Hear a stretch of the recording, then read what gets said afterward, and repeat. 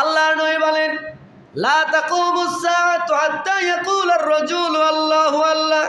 একজন ইমানদার ব্যক্তির দাম কত আমার উম্মত শোনো, আল্লাহ রাব্বুল আলামিন ততক্ষণ পর্যন্ত কিয়ামত কায়েম করবে না যতক্ষণ পর্যন্ত আমার একজন ইমানদার এই পৃথিবীতে থাকবে। সেই ইমানদারের কোনো নামাজ থাকবে না, ইমানদারের কোনো রোজা থাকবে না, ইমানদারের কোনো লেবাস থাকবে না, ইমানদারের কোনো পোশাক সিরাত সুরাত থাকবে না। সকালবেলা একবার আল্লাহ বলে ডাক দিবে, সন্ধ্যাবেলা একবার আল্লাহ বলে ডাক দিবে।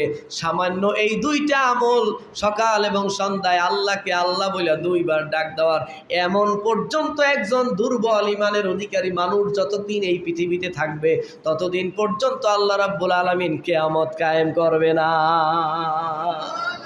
লা তাকুমুস সাআতু হাত্তা ইয়াকুলার রাজুলু আল্লাহু আল্লাহ। সকালবেলায় একবার বলবে আল্লাহ, সন্ধ্যাবেলায় বলবে আল্লাহ।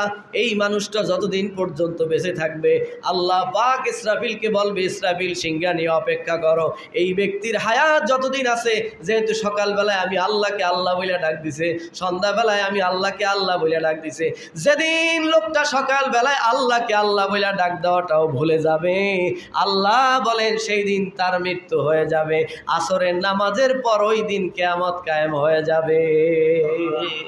ওই ব্যক্তি একজন ইমানদার শুধু আল্লাহকে বিশ্বাস করে, সকালবেলায় আল্লাহকে আল্লাহ বলে ডাক দেয়, সন্ধ্যাবেলায় আল্লাহকে আল্লাহ বলে ডাক দেয়, একদিন এই ব্যক্তির ইমানটা চলে যাবে।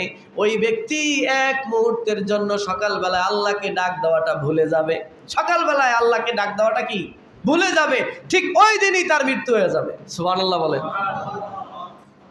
এই সামান্য ইমানদার ব্যক্তি, নবীজি বলেন, এই ব্যক্তি যতদিন বেঁচে থাকবে আল্লাহ পাক ইসরাফিলকে বলবে, সিংহা নিয়ে অপেক্ষা করতে থাকো, আমার ইমানদার বান্দা এখনো বেঁচে আছে। বলেন সুবহানাল্লাহ।